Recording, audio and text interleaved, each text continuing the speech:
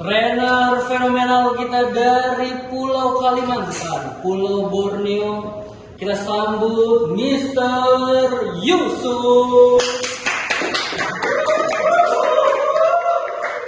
Selamat pagi Bapak Ibu sekalian. Bagaimana kabarnya hari ini? Sehat? Bahagia? Ya, hari ini saya akan membawakan materi, tapi sebelum itu saya mau memberikan jargon terlebih dahulu. Kalau saya mengucapkan selamat pagi, Bapak Ibu jawab dengan saya Ramayana, semangat luar biasa. Tapi saat mengatakan luar biasa, tolong berikan energi positif yang ada pada diri Bapak Ibu sekalian. Bisa? Bisa. Selamat pagi. Saya Ramayana, semangat Luar biasa. Tepuk tangan buat Bapak Ibu sekalian. Baik, bangga rasanya bisa berdiri di depan Bapak Ibu sekalian, karena hari ini kita akan membahas soal training kerjasama. Tapi sebelum itu saya mau rekan-rekan berdiri semua, kita menjadi agar melatih fokus dari rekan-rekan sekalian. Respon sudah benar. Jadi clue-nya kalau saya clue-nya ya, rekan-rekan cukup ikuti instruksi dari saya, tidak perlu mengikuti gerakan. Oke, kita mulai untuk dari gerakan pertama ya. Ini saya contohin dulu. Tangan di atas, tangan di samping, tangan di depan, tangan di bawah. Oke, jelas paham ya? Tangan di atas, tangan di samping, tangan di depan, tangan di bawah. Bisa kita mulai ya? Oke. Tadi punya apa? Tangan di atas, ikuti apa yang saya katakan, jangan ikuti gerakan saya. Ya. Oke, tangan di atas, tangan di samping, tangan di depan, tangan di bawah. Oke, boleh. Kenapa? Sini Pak. Ya. Oke, ulang. Udah ya, fokus. Tangan di samping, tangan di depan, tangan di atas, tangan di bawah, tangan di atas, tangan di samping. Oke, good. Fokus teman-teman. Oke, ini masih mediumnya ya. Masih medium. Mau yang mana? mau. Up, mau? Oke, boleh. Tadi perlunya sama seperti di awal, yaitu ikuti instruksi saya. Putar, stop. Putar, stop. Semuanya harus adil ya, harus melihat ke saya dong. Ya. Jangan melihat ke bawah. Oke? Putar, stop. Putar, stop. Stop. Nah, stop harusnya stop, jangan goyang. Oke, putar buat bawah. Bisa kita kembali? Ya, sudah. Masih mau lagi?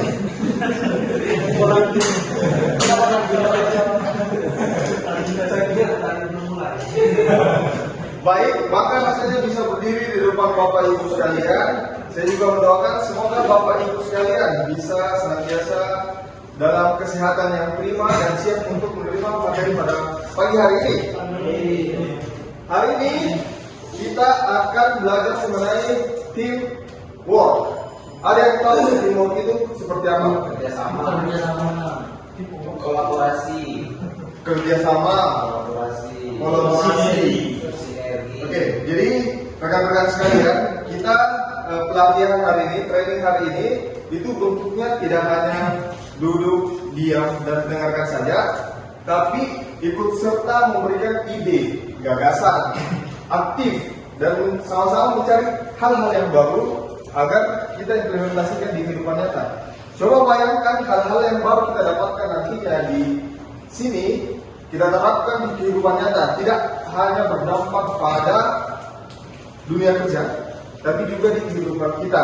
So, saya mengajak Bapak Ibu sekalian untuk membuka pikiran dan untuk menikmati proses belajar. Siap Bapak Ibu? Siap. Oke, saya ada sedikit cerita sebelum masuk ke materi inti.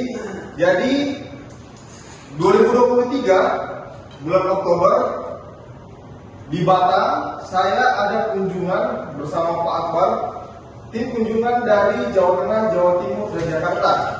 Untuk ada 2 kunjungan. Kunjungan yang pertama itu sebanyak 30 orang. Kunjungan pertama itu dari bulan Oktober sampai akhir November. Nah, kunjungan yang kedua itu dari Desember sampai Mei. Gelombang terakhir itu sampai Mei baru pulang setelah puasa. Nah, kebetulan waktu itu mentor saya dan Pak Akbar jauh-jauh didatangkan dari Bekasi ya, Bu? Bu Vera, saya udah tepuk tangan buat Bu Vera. Jadi kalau ada tim kunjungan kan, kita harus siapkan akomodasi. Terus apa lagi? Transportasi. Dan itu semuanya tidak gampang karena ini jumlah orang yang sangat banyak. Ya Bapak Ibu. Jadi kita di situ membutuhkan yang namanya kerjasama tim. Butuh stockholder, seluruh stockholder harus ikut bekerja sama. Saat itu mes diperbaiki oleh MPC bersama dengan PKL. Kemudian saya bersama Korem dan Kepala Toko cari kos-kosan bersama Pak Akbar, cari penginapan. Begitu kepala kasirnya waktu itu cari rental mobil. Jadi ada bentuk kerjasama tim. Maka dari itu saya membawa materi pada pagi hari ini soal teamwork. Mengapa teamwork itu penting?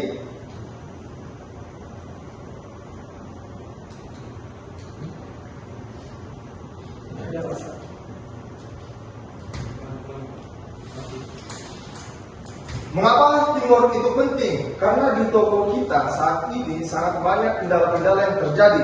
Kendala yang pertama, misal hilangnya kepercayaan antara satu tim dan tim yang lainnya. Antara kasir dan SPG yang paling sering. Terus apalagi antara pramuniaga dan gudang misalnya.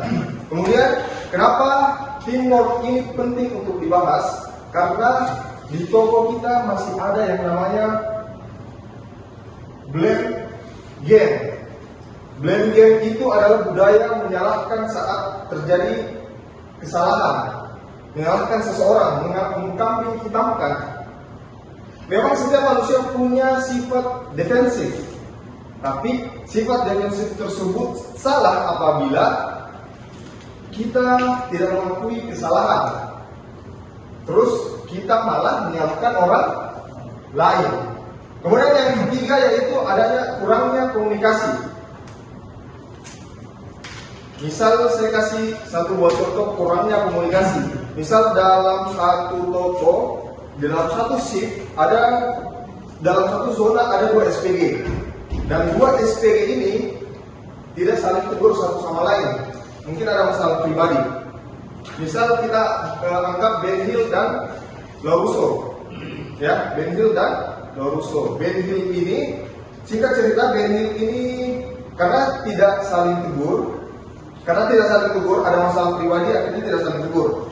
Akhirnya Ben Hill ke toilet, dan saat itu juga ada customer yang mau belanja brand Ben Hill. SPG yang ada saat itu hanya di brand Larusso, bagusnya Pak.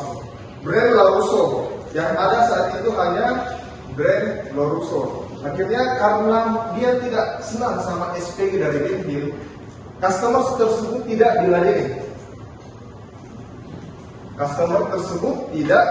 diladeni. Akhirnya customer pergi, penjualan hilang begitu saja. Di kondisi yang seperti ini, ya kita lagi meningkatkan soal customer service, meningkatkan loyalitas pelanggan. Customer pergi begitu saja, tidak bertransaksi. Itu salah satu contoh komunikasi yang kurang. Karena customer itu hanya melihat tim, bukan individu. Misal Pak Ocha yang bermasalah pakai seragam Ramayana di toko, Pak Ocha customer service-nya kurang bagus sama customer. Yang disalahin siapa? Ya Ramayana, bukan nama Pak Ocha. Ya, jadi itu yang perlu kita perhatikan. Kemudian saya memiliki 4 tujuan terhadap teamwork. Untuk tujuan yang pertama, yaitu saya ingin Bapak Ibu mengetahui konsep dari teamwork itu sendiri. Kemudian tujuan yang kedua, yaitu saya ingin Bapak Ibu dapat mengidentifikasi kendala teamwork yang ada di toko. Kemudian yang ketiga, saya ingin Bapak Ibu menguasai 5 pilar dari teamwork. Kemudian yang keempat, yaitu tujuan dari teamwork ini nantinya bisa diimplementasikan di toko masing-masing. Oke, kita bahas satu-satu. Yang pertama yaitu memahami konsep teamwork. Bapak Ibu ada yang bisa bantu saya menjelaskan mengenai konsep dari teamwork?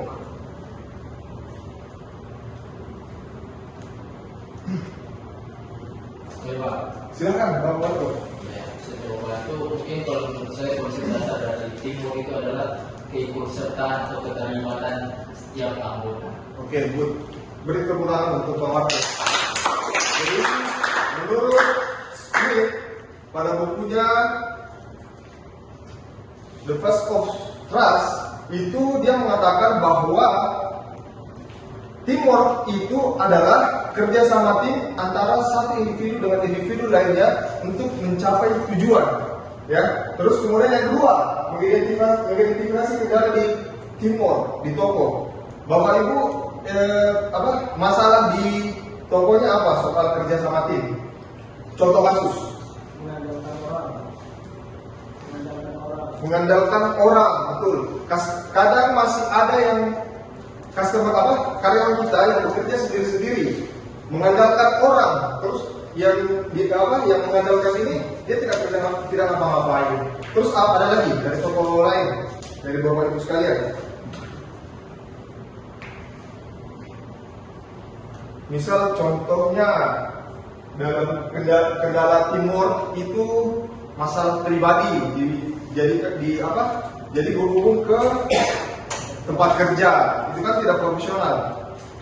Akhirnya hilang kerja sama tim. Kemudian yang ketiga yaitu menguasai pilar teamwork, dan ini yang akan saya jelaskan di slide selanjutnya. Pilar utama teamwork itu ada 5, sama seperti pilar Ramayana. Kalau pilar Ramayana kita sama-sama tahu bahwa pilar itu gunanya untuk menopang. Dan 5 pilar ini harus berdiri dengan kokoh. Tidak boleh ada satupun pilar yang hilang. Untuk pilar yang pertama ada kepercayaan, trust. Kemudian yang pilar yang kedua ada communication. Pilar yang ketiga ada koordinasi. Pilar yang keempat ada support. Kemudian pilar yang kelima ada empati. Untuk pilar yang pertama, Bapak Ibu kalau sudah mendapatkan kepercayaan, itu berarti Bapak Ibu diandalkan. Karena tidak semua orang di toko itu bisa dipercaya. Terus kemudian yang kedua ada komunikasi.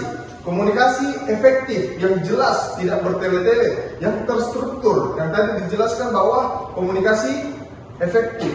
Kemudian yang ketiga ada koordinasi. Saya kasih satu buah contoh mengapa saya masukkan koordinasi ini ke 5 pilar teamwork. Contoh MD, barang kosong di supermarket, tapi PJ itu tidak koordinasi ke DM. Kemudian barangnya tidak ada sama sekali, kosong. Akhirnya MD tidak tahu, loss penjualan. Padahal barang itu adalah barang yang paling laku. Itu salah satu koordinasi, pentingnya koordinasi di kerja sama tim. Kemudian yang keempat ada support, saling membantu. Saling membantu ini bisa kita mulai dari diri sendiri dulu ya Bapak Ibu ya. Terus kemudian yang kelima ada empati, menghargai satu sama lain ya.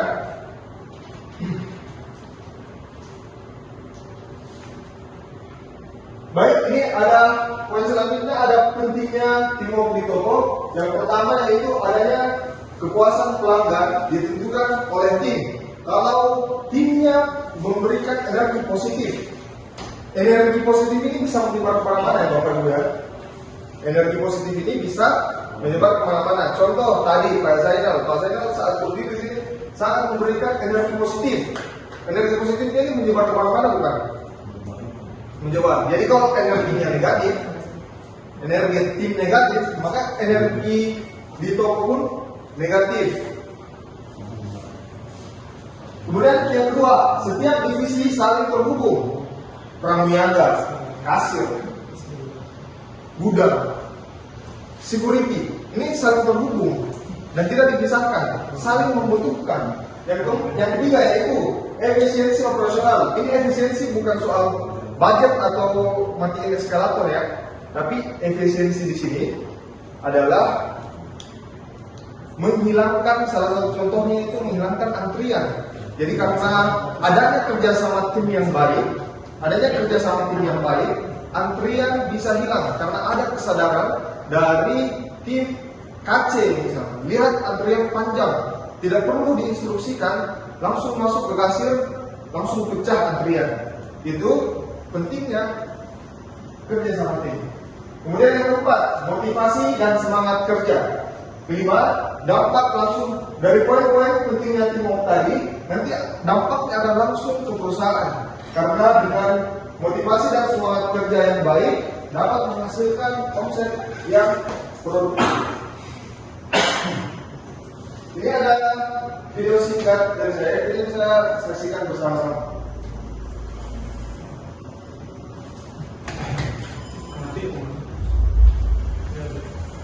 Mode daya rendah, baterai lemah 10%.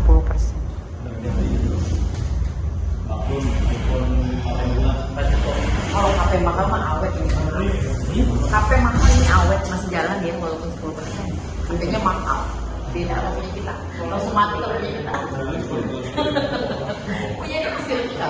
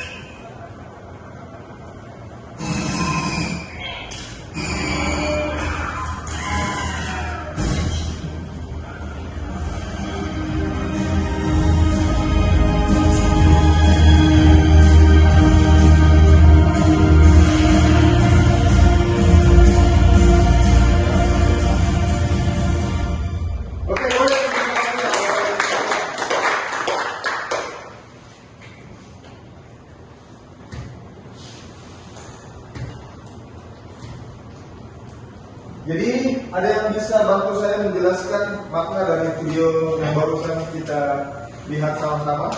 Bapak Ibu, Pak Bas silakan. Kalau yang saya lihat Pak, setiap masalah pasti ada solusi dan kita tidak keterbatasan mengatasi itu, tapi dengan bersama-sama kita bisa mengatasi masalah tersebut. Oke, tepuk tangan buat saya. Jadi dengan kerja sama tim yang tadinya pekerjaan itu berat, karena dikerjakan bersama-sama, akhirnya tujuan bisa tercapai. Kemudian poin yang selanjutnya ada kendali di mana teamwork terletak. Mengapa kita harus mengidentifikasi? Mengapa kita harus mengenali teamwork itu letak? Ada yang bisa bantu saya? Kenapa harus mengidentifikasi di mana teamwork itu letak? Ada konflik.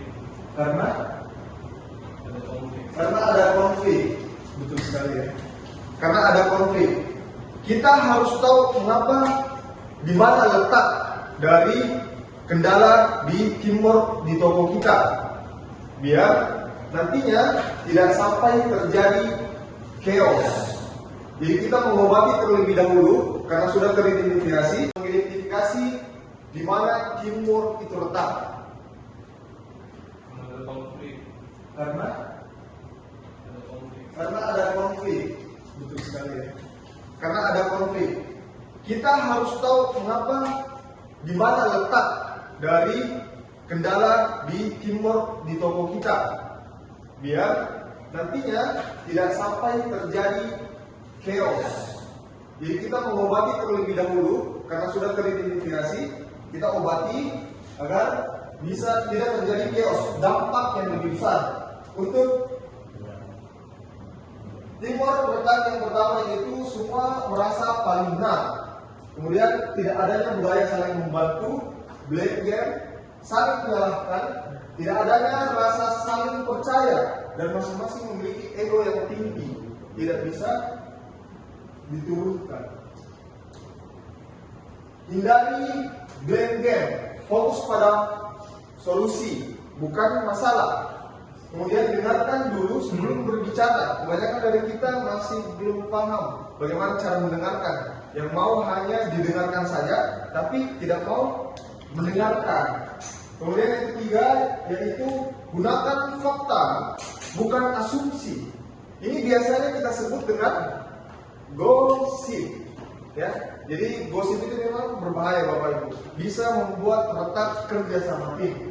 Yang keempat ada hindari finger pointing. Tahu finger pointing seperti apa? Finger pointing itu menunjuk. Saya kasih contoh Pak Bar nanti kerjaan itu ya. Enak gak digituin? Enggak enak. Siapa yang terima digituin? Diberi tunjuk. Ini seperti tidak memiliki attitude ya. Ada karyawan saya yang seperti ini. Dia itu sebenarnya bukan tidak sopan, tapi karena tidak tahu, makanya butuh untuk dikasih tahu.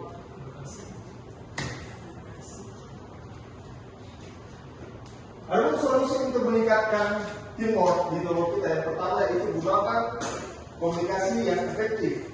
Kemudian yang kedua, apresiasi keberhasilan tim. Karena keberhasilan juga tim kita juga yang berada di toko butuh diapresiasi. Menyebut satu hal positif dari tim lain, membiasakan fokus pada kontribusi dan merayakan keberhasilan bersama. Kemudian yang ketiga, bangun kepercayaan melalui transparansi, jangan menutupi jika ada masalah, saling respect satu sama lain. Kemudian yang terakhir yaitu refleksi. Setiap ada masalah dibahas bersama tanpa menyalahkan.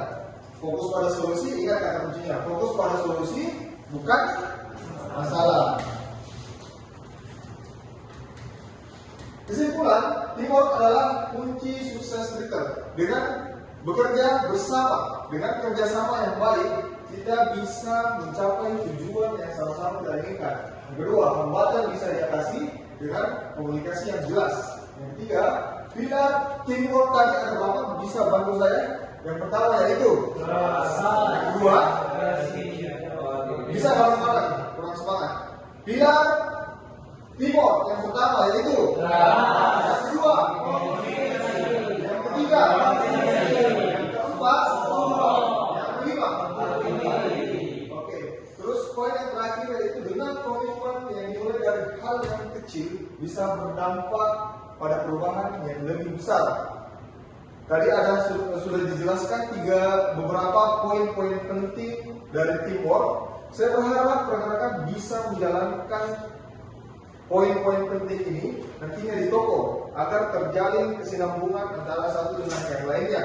Terakhir dari saya, jangan mau seperti seekor semut yang rela mati tenggelam di secangkir teh demi menikmati manisnya kehidupan yang sementara. Saya Muhammad Yusuf Yasin, pamit undur diri dari hari ini.